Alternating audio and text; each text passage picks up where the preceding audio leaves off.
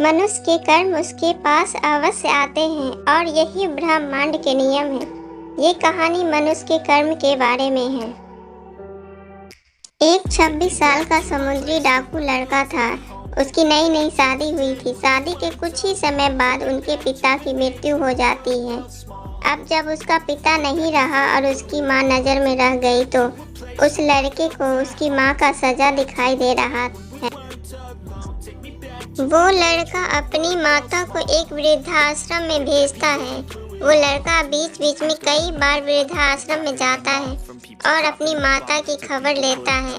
अंत प्रश्न पूछता है कि वहाँ पे माँ ठीक है तो नहीं।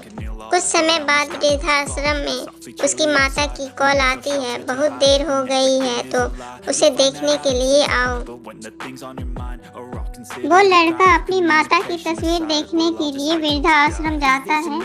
वहाँ जाके पता चलता है कि उसकी माँ की तबीयत काफी खराब है।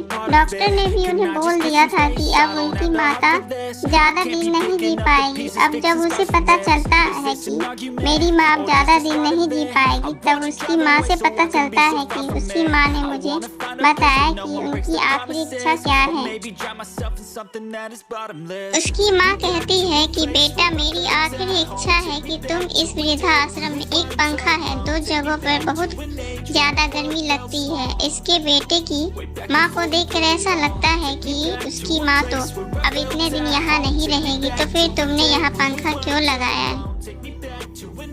तब उसकी माता उसे बताती है कि बेटा, मैंने तो जैसे तैसे करके इतनी गर्मी में भी यहाँ पे अपना जीवन व्यतीत कर लिया, किंतु जब तुझे तेरे बच्चे वृद्धाश्रम में भेजेंगे तब तू इस गर्मी को नहीं सह पाएगा और मैं नहीं चाहती हूँ कि मेरा बच्चा दुखी हो।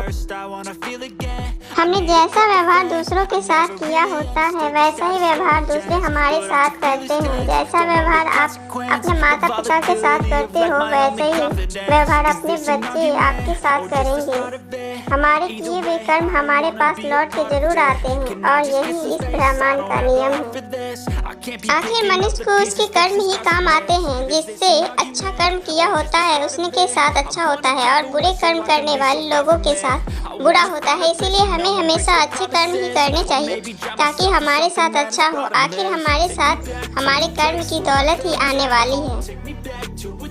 अगर आपको हमारी स्टोरी अच्छी लगी हो तो अपने दोस्तों के साथ भी शेयर करें और कमेंट में ज़रूर बताएं कि कैसी लगी हमारी स्टोरी।